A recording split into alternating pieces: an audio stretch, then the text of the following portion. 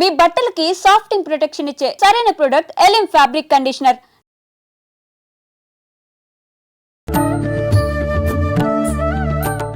నమస్కారం, welcome to I dream. ధర్మ మార్గం విత్ విజిత కార్యక్రమానికి స్వాగతం. ప్రస్తుతం మనతో పాటు ఉన్నారు. ఆయన ఎంతో మంది గురువుల్ని మనందరికీ పరిచయం చేశారు. మీడియా ద్వారా ఎంతోమంది గురువుల్ని మన ముందరుంచి ఎన్నెన్నో మంచి విషయాలు మాట్లాడి మనందరికీ ఎంతో జ్ఞానాన్ని సంపాదించి పెట్టారని చెప్పాలి. ఆయన ప్రముఖ ఆధ్యాత్మికవేత్త కూడా, జ్యోతిష పండితులు కూడా. ఆయన ఎవరో కాదండి, మారెళ్ళ రవిశాస్త్రి గారు. ఇప్పుడు వారితో మాట్లాడి మరిన్ని విషయాలు తెలుసుకుందాం. నమస్తే అండి. ఎలా ఉన్నారు? సూపర్. రవి గారు, మీతో మాట్లాడినప్పుడు ఇందాక మెడిటేషన్ గురించి డిస్కస్ చేసినప్పుడు నాకు ఒక విషయం అర్థమైంది. అంటే మెడిటేషన్ చేయడం వల్ల లాభాలు ఉంటాయని ప్రతి ఒక్కరూ చెప్తారు, కానీ మీ మాటల్లో నాకు మెడిటేషన్ వల్ల నష్టాలు కూడా ఉన్నాయన్న విషయం అర్థమైంది. ఏంటి, నిజంగా మెడిటేషన్ వల్ల ఎన్నో లాభాలు ఉన్నాయని డాక్టర్లు చెప్తున్నారు, ప్రతి ఒక్కరూ చెప్తున్నారు. మరి నష్టాలు ఏంటంటే ఇంకంత మంచి చేస్తుంది అన్నప్పుడు నష్టం ఎలా ఉంటుంది? ఏంటా నష్టం అసలు నిజంగా? మెడిటేషన్ వల్ల లాభాలు ఉంటాయనేది 100% కరెక్ట్. అవును. ఒక రూపాయికి అచ్చు ఎంత ఉంటుందో బొమ్మ కూడా అంతే ఉంటుంది. అంటే మెడిటేషన్ ఎవరికి నష్టం చేస్తుంది అంటే 90% మందికి మేలే చేస్తుంది.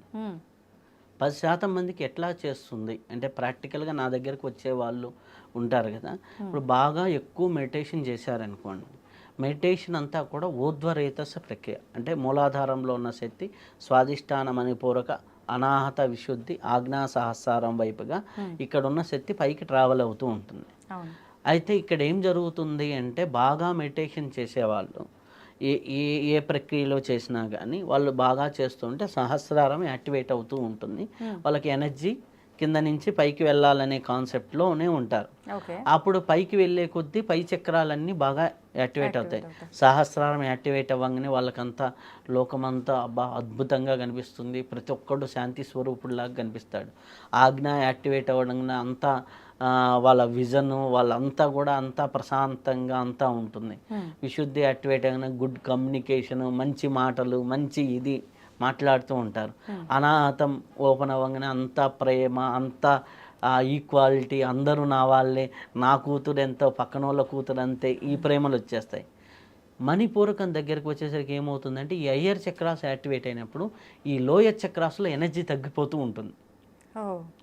నీకు మణిపూరకం నువ్వు జాబ్ చేసే దాంట్లో పవర్, అంటే నువ్వు మనీలాగా ఎలగటం, అంటే నీకు రికగ్నిషన్ పార్ట్ తగ్గిపోతూ ఉంటుంది. జాబ్లో గుర్తించడం, స్వాధిష్టానం, నీ స్వ అభిమానం, అహంకారం, అంటే నాది నేనిది అని చెప్పుకునే తత్వం తగ్గిపోతూ ఉంటుంది. ఐడెంటిటీ కోల్పోతూ ఉంటారు క్రమేపీ అన్నమాట. మూలాధారం ఎప్పుడైతే డల్ అయిందో పని చేసే తత్వం ఉంటుంది. మీరు మెడిటేషన్ చేసే వాళ్ళలో 90 మంది ఒక 2 గంటలు గంట రోజు చేస్తున్న వాళ్ళకి ఏ ప్రాబ్లం ఉండదు. ఈ గంట మించి గంటలు కూర్చుంటున్న వాళ్ళకి ఈ హయ్యర్ చక్రాస్ బాగా యాక్టివేట్ అవుతాయి. లోయర్ చక్రాస్లో ఏమవుతుంది, ఎనర్జీ తగ్గిపోతుంది. అప్పుడు ఏమవుతుంది, వాళ్ళు మూలాధారం బాగుంటే నాది అనేది చూస్తాం, స్వాధిష్టానం నా కుటుంబం, మణిపూరకం నా సమాజం, నాది నా కుటుంబం, నాది అనే బాధ్యత ఏదైతే ఉంటుందో నా బాధ్యత నేను తీర్చుకోవాలి, నా భార్య పిల్లలు నా బాధ్యత, నా ఉండేటటువంటి పరిసరాలు నా బాధ్యత. ఈ బాధ్యత తత్వం కోల్పోయి ప్రేమతత్వంలోకి వచ్చేస్తారు. నేను జాబ్ చేసి బాగా సంపాదించాలి, బాగా ఇది చేయాలి అనేది. ఎప్పుడెప్పుడు కాశీకి వెళ్ళిపోదామా, ఎప్పుడెప్పుడు సన్యాసం తీసేసుకుందామా, ఎన్ని రోజుల్లో ఈ కుటుంబ బాధలు, ఈ బాధ్యత, ఈ భార్యని ఎన్ని రోజులు భరాయించాలి, లేకపోతే భార్య వైరాగ్య స్థితి ఎక్కువ అయిపోతుంది. అంటే ఈ కింద ఈ చక్రాలు వైభోగం, కింద చక్రాలు వైభోగం, పై చక్రాలు అంటే వైరాగ్యం. నాకు మొన్న ఒక అమ్మాయి వచ్చింది, ఆ అమ్మాయి అరౌండ్ 36-35, 2 పిల్లలు, హ్యాపీ మ్యారేజ్. ఈ అమ్మాయి మెడిటేషన్లో బాగా చేసేస్తుంది. ఈ అమ్మాయికి సహజ వైరాగ్యం వచ్చేసింది. సంసారం ఏంటి, ఈ అమ్మాయి ఎంతసేపటికి ఏ గుడికి వెళ్దాం, భర్త ఏంటి ఆయన 36లో ఉన్నాడు, ఈ సినిమాకి తీసుకెళ్దాం భార్యని, లేకపోతే ఏదో పిక్నిక్కి తీసుకెళ్దాం, ఆయన ఏది తక్కువగా ఆయన ఉన్నాడు, ఈమెకేంది వైరాగ్యం అనమాట. ఏమవుతుంది అక్కడ ఫ్యామిలీలో డిస్టర్బెన్సెస్ వస్తాయి. ఈమె సినిమాకి వెళ్తే ఎంజాయ్ చేయలేదు, ఆయన గుడికి వచ్చి ఎంజాయ్ చేయలేడు. అర్థమైందా? వాళ్ళ జీవితంలో వైభోగం అనేది నశిస్తుంది. ఎప్పుడైతే మూలాధారం ఉందో ఫిజికల్ ఫిట్నెస్ మీద ఇంట్రెస్ట్ ఉండదు, వీక్ అవ్వటం వల్ల. స్వాధిష్టానం ఉందో ఎప్పుడైతే బెడ్రూమ్, సెక్సువాలిటీ, రొమాంటిక్ వీటి మీద ఇంట్రెస్ట్ కోల్పోతారు. ఓకే. ఎప్పుడైతే మణిపూరకం అంటే నన్ను గుర్తిస్తే గుర్తి చేస్తారు, గుర్తికపోతే వస్తాయి. అదే స్టూడెంట్కి వచ్చింది అనుకో, నాకు మార్కులు వస్తే వస్తాయి, రాకపోతే లేదు, జరిగింది ఏదో జరుగుతుంది, లైట్ తీసుకోవడం. ఎందుకు? వాళ్ళ ప్రేమ అయిపోయింది. నేను వేరు కాదు, వాడు వేరు కాదు, నా ఆత్మ వేరు కాదు, వాడి ఆత్మ వేరు కాదు, సర్వమానతత్వం, అహం బ్రహ్మాస్మి, సర్వం కలిగిదం బ్రహ్మ, సృష్టిలో ఎవడు గెలిస్తే ఏంటి అంతే. వీడికి ఇప్పుడు ఆజ్ఞాచక్రము సహస్రారంలో ఉన్నవాడికి పోయి చెప్పామనుకోండి, ఆ దేశం గెలిస్తే ఏముంది, ఈ దేశం గెలిస్తే ఏముంది? అవును, అంటే ఏది కూడా వాళ్ళని ప్రభావితం చేయలేని స్థితికి వెళ్ళిపోతారు. కానీ అది ఒక యోగికి మంచిది. అవును అవును. ఒక సంసారికి ఎక్కువ ధ్యానం చేస్తున్నప్పుడు ఏమవుతుందంటే వీళ్ళకి సూర్యనాడి తత్వం పెరిగిపోతుంది, ఒంట్లో హీట్ పెరిగిపోతుంది. ఎప్పుడైతే హీట్ తత్వం పెరిగి హయ్యర్ చక్రాస్ ఎప్పుడైతే పెరిగిందో లోయర్ చక్రాస్లో ఉన్న తత్వాలు కోల్పోతాయి. ఎప్పుడైతే మణిపూరకం పనిచేయడం అయిపోయిందో జఠరాగ్ని తగ్గిపోతుంది. జఠరాగ్ని ఎప్పుడైతే తగ్గిపోయిందో ఆకలిగిపోతే వీళ్ళు తినటం మానేస్తారు. ఆటోమేటిక్గా కొద్దిగా తినటం తక్కువ అయిపోయింది అనుకోండి, ఆటోమేటిక్గా నీరసము, గ్యాస్ట్రిక్ ఎక్కువ. మీరు ధ్యానం చేసే వాళ్ళు కొంతమంది చూడండి, బాగా ధ్యానం చేసే వాళ్ళకి తేపులు ఎక్కువగా రావటం, తేన్పులు ఎక్కువగా వస్తుంటాయి, అంటారు. ఎందుకు? వాళ్ళకి ఈ జఠరాగ్ని తత్వం అంతా డ్యామేజ్ అయిపోయింది. వాళ్ళకి ఉన్న సుషుమ్నాడో సూర్యనాడో బాగా పనిచేస్తుంది, చంద్రనాడి పనిచేయటంలా. ఇప్పుడు ఎట్లా ఉంది అంటే ఇంట్లో తాగే నీళ్ళు హాట్ వాటర్, వేడి నీళ్ళు ఇచ్చి, స్నానం చేసే నీళ్ళు వేడి నీళ్ళు ఇచ్చి, అన్నిటికీ వేడి నీళ్ళు ఇచ్చామనుకోండి ఎంత ఇబ్బందిగా ఉంటుంది. చాలా. తాగడానికి చల్లనీళ్ళు వాడాలి, స్నానం చేయడానికి వేడి నీళ్ళు వాడాలి, అన్నిటికీ మసలే నీళ్ళు ఇస్తే ఇబ్బంది ఉంటుంది. మీకు బాగా సమ్మర్లో మీకు రూమ్లో హీటర్ ఆన్ చేస్తే ఉండలేము అసలు, సమ్మరు హీటరు, అప్పుడు ఏమవుతుంది? ఒంట్లో ఉన్నటువంటి జలతత్వం అనేది కోల్పోతుంది. ఎప్పుడైతే జలతత్వం కోల్పోయిందో భూతత్వం మీద జలం కోల్పోతే ఏమవుతుంది? ఎడారి అవుతుంది. పచ్చికకి ఎప్పుడైతే ఎడారి తత్వం అనేది వీళ్ళలో వస్తుంది, వాడికి ఎక్కడున్నా ఒకటే, ఏ రోడ్డు పక్కనైనా పండుకుంటా, ఏదైనా ఒకటే అనే తత్వం అనేది వస్తుంది. అది సహజంగా 60sలో వస్తే చాలా మంచిది. 20s 30sలో వస్తే డేంజర్. అవును, అంటే మనకి మీరు వివేకానందుడు కూడా అడిగితే ధ్యానం చేసే యోగుల కన్నా నాకు ఫుట్బాల్ ఆడే ప్లేయర్స్ కావాలంటాడు. ఎందుకు అంటే ధ్యానం చేసేది చాలా గొప్ప విషయం, చాలా గొప్పది. ఆ వైరాగ్య స్థితి రావడం కోసమే అందరు చేసేది. ఆ వైరాగ్య స్థితి ఎవడికి రావాలి? ఒక పెళ్ళైన అమ్మాయి ఉంటుంది. మొన్న నాకు దాని దగ్గరకు ఒక అమ్మాయి వచ్చింది.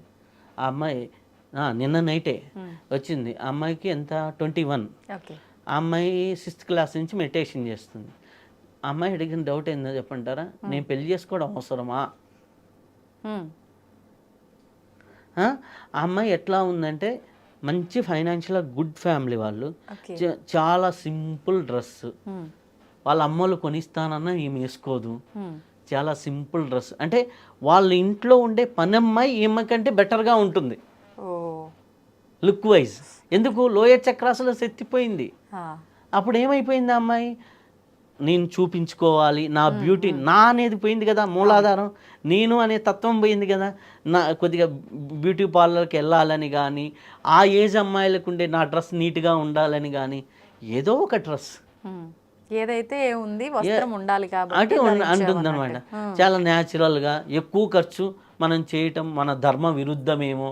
ఆ అమ్మాయి మాట్లాడేది, ఒక 600 పెట్టి కొనుక్కుంటే, లోకంలో అందరూ 600 పెట్టి కొనుక్కోవడం లేదు కదా.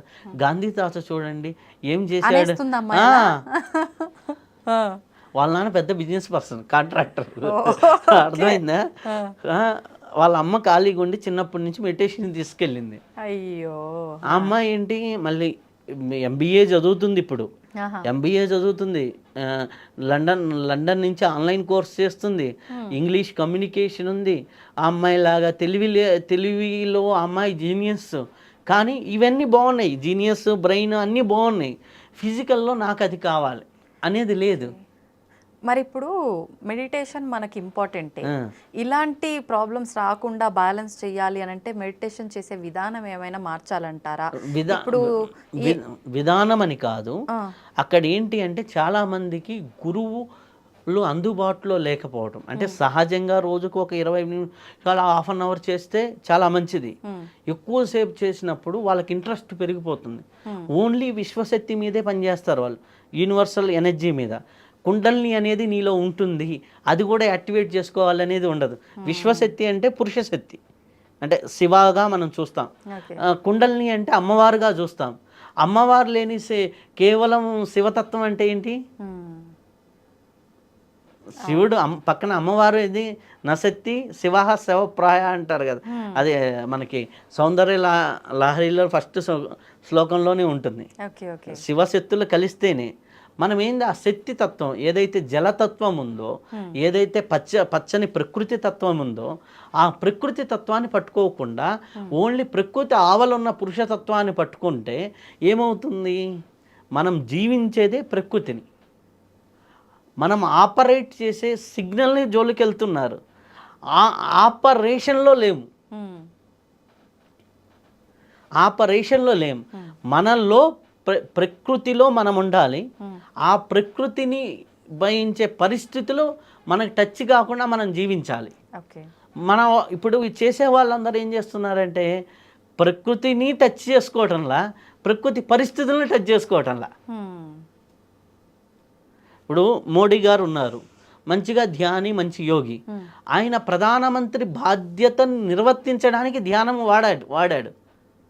నువ్వు కుటుంబాన్ని బాగా సస్యశ్యామలం చేయడానికి ధ్యానాన్ని వాడావనుకో, నీ కుటుంబంతో పాటు 10 కుటుంబాలు సస్యశ్యామలం అవుతాయి. నువ్వు ధ్యానంలో వైరాగ్యం అయ్యావనుకో, నీ కుటుంబ బాధ్యత చచ్చిపోతుంది.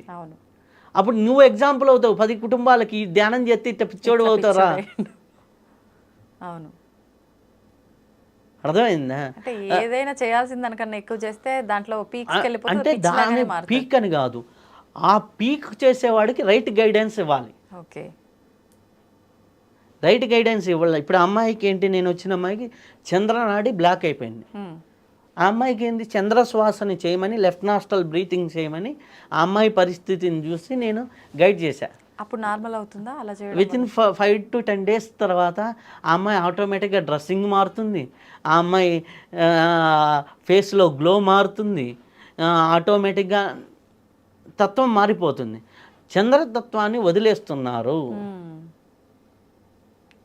ఓన్లీ ధ్యానంలో సూర్యతత్వాన్ని పెంచుకొని యాక్టివేట్ చేశారనుకోండి, సూర్యుడు అగ్ని ఉంటే హ్యాపీగా బాగుంటుంది. ఆ అగ్ని కూడా ఎట్లా ఉండాలి? మార్నింగ్ సన్లైట్ లాగా ఉండాలి, ఈవినింగ్ సన్లైట్ లాగా ఉండాలి, అది ఎంజాయ్ చేసేలాగా ఉండాలి. అది మిట్ట మధ్యాహ్నం ఎండలాగా చేసుకుంటున్నారు కొంతమంది. దానివల్ల ఏమైపోతుంది అంటే వీళ్ళకి ఈ కుటుంబంలో స్థిరంగా ఉండలేకపోతున్నారు. అట్లా వెళ్ళి వైరాగ్యంలో, సన్యాసంలో స్థిరంగా, ఎందుకంటే వీళ్ళు కోరికలను జయించి వెళ్ళటంలో అక్కడికి కోరికలను తప్పించుకోవడానికి వెళ్తున్నారు. మోహాన్ని జయించి వెళ్ళిన వాడికి మళ్ళీ ఎప్పుడు మోహం మీద ప్రీతి కలగదు. మోహాన్ని జయించి వెళ్ళటంలా బాధని భరించలేక వెళ్తున్నారు. ఇప్పుడు మీకు చాలామంది గుళ్ళ దగ్గరికి వెళ్ళినప్పుడు కొంతమంది సన్యాసుల్లాగా వాళ్ళు మంచిగా చదువుకున్నారు, ఎందుకు ఇట్లా వచ్చి మన కుంభమేళలో కూడా ఉన్నారు కదా, వాళ్ళు ఎందుకు అంటే వాళ్ళు ధ్యానం చేసి ఈ సూర్యతత్వాన్ని యాక్టివేట్ చేసుకోవటం వల్ల, ఒకటే యాక్టివేట్ అవటం వల్ల వీళ్ళకి సహజ వైరాగ్యం కలిగింది. చిన్న వయసులో వెళ్ళిపోయారు. వాళ్ళు ఉద్యోగం అన్నా ఇవి కానీ ఉపయోగించుకోవటంలా. ఇప్పుడు అదే మనకి నీమ్ కరోలి బాబా అన్నారు. నీమ్ కరోలి బాబా దగ్గరికి మన యాపిల్ కంప్యూటర్ అధినేత వచ్చారు. ఆయన ఏం చేశారు, నేను ఎట్లా యోగత్వం ఏంటంటే ఆయన ఏం చేశారు, నీమ్ కలోరి బాబా ఉన్నట్టుండేసి ఒక యాపిల్ తీసుకొని కొరికి ఇచ్చాడు. అదే యాపిల్ కంపెనీ సింబల్. ఆ కొరికిన యాపిలే, నీమ్ కలోరి బాబా కొరికిన యాపిలే సింబల్. ఆయన ఏం చేశాడు, భౌతికత్వంలోకి యోగత్వాన్ని ఉపయోగించారు. దానివల్ల అవ్వాల్సిన సక్సెస్ కంటే 100 times ఎక్స్ట్రా సక్సెస్ అయ్యారు. ధ్యానాన్ని సక్సెస్ కావడానికి వాడుకోవాలి, ధ్యానాన్ని వైభోగాన్ని అనుభవించడం కోసం వాడుకోవాలి. ధ్యానాన్ని వైరాగ్య స్థితికి వెళ్ళడానికి కాదు, వైరాగ్యం నీలో ఉండాలి. సంసారంలో నువ్వు ఉండు, నీలో సంసారం ఉంచుకోకు. ఓకే ఓకే కానీ అది పోయేసి నేను సంసారంలో ఉండను, నాకు సంసారం అక్కర్లేదంటే ప్రకృతి. పూర్వకాలంలో యోగులు సాధన చేసిన వాళ్ళు చూడండి, సంసారంలో ఉండేవాళ్ళు సంసారం కష్టాలు వాళ్ళు ఎక్కించుకునే వాళ్ళు కాదు. ఓకే అలా మనం జీవించాలి అంటే మనకి ఈ నాడులు కానీ, మనకి 72,000 నాడులు, ఈ 72,000 నాడులుకి ఆ షట్చక్రాలు, సహస్ర స్థితి, ఇవి జంక్షన్ పాయింట్స్. ఈ జంక్షన్ పాయింట్లో ప్రతి పాయింట్లు ఎనర్జీ బ్యాలెన్సింగ్గా ఉందా, అన్నీ సవ్యంగానే జరుగుతున్నాయా? అపసవ్య స్థితిలో కొన్ని చక్రాలు వెళ్ళిపోతే వాళ్ళు అష్టవంకరలాగా మారిపోతారు. ఓకే కింద చక్రాల్లో వైభోగానికి సంబంధించినవి, పై చక్రాలు వైరాగ్యానికి సంబంధించినవి. వైరాగ్యానికి ఎక్కువగా ప్రయారిటీ ఇస్తే ఈ వైభోగం తగ్గిపోతుంది. వైభోగం మూలాధారం తగ్గిపోయింది, శరీరం పట్ల మమకారం ఉండదు, స్వాధిష్టానం కుటుంబం పక్క మమకారం ఉండదు, చుట్టుపక్కల ఏం జరుగుతుందో మమకారం ఉండదు. మంచి ఇల్లు కట్టుకోవాలంటే మణిపూరకం బాగుండాలి, మంచి సంసారంలో బాగుండాలి, అందరితో జోవియల్గా మాట్లాడుతూ ఉండాలంటే స్వాధిష్టానం బాగుండాలి. హార్మోని అనేది హార్మోని అంటే అందరితో మింగిల్ అవ్వటం అనేది మన స్వాధిష్టాన చక్రం నుంచే జరుగుతుంది. మూలాధార చక్రం నుంచి ఏం జరుగుతుంది? ఈ శరీరము నిలబడాలి, నేను 100 ఏళ్ళు బతకాలి, నేను 120 ఏళ్ళు బతకాలి అనేసి. మీరు ఇంటర్వ్యూ చేశారు 110 సంవత్సరాలు సంత సదానంద. వారు ఎట్లా ఉంటారు? ఈ యోగత్వాన్ని వాళ్ళు సాధన చేసి వైరాగ్య స్థితిని వాళ్ళలో ఉంచుకొని సమాజంలో ఈ స్థితిని స్ప్రెడ్ చేయాలంటే మళ్ళీ భౌతికత్వంలోకి వస్తారు వాళ్ళు. ఓకే ఆ స్థితి ఉండాలి. కానీ మన వల్ల ఏమి ఒకే సైడ్ వెళ్ళిపోతున్నారు, దానివల్ల ఇబ్బందులు ఉంటాయి. దానికి రైట్ గురువు దగ్గరికి మీకు అట్లాంటి వస్తున్నప్పుడు ఆటోమేటిక్గా ఉంటాయి. దానివల్ల ఎక్కువ మంది ఏంటంటే, కొంతమంది బాగా ధ్యానం చేసే వాళ్ళు తెలియకుండా షివరింగ్ అవుతుంటారు. కొంతమందికి ఓవర్ బ్రీతింగ్ జరుగుతూ ఉంటుంది. లోయర్ చక్రాసులో ఎనర్జీ తక్కువయ్యి హార్ట్కి ఎనర్జీ అందని వాళ్ళకి గుండె దడ ఎక్కువైపోతూ ఉంటుంది. కొంతమందికి విపరీతమైన తేపులు వస్తూ ఉంటాయి. కొంతమంది కొద్ది దూరం నడిస్తే బ్రీతింగ్ అని వచ్చేస్తుంటుంది.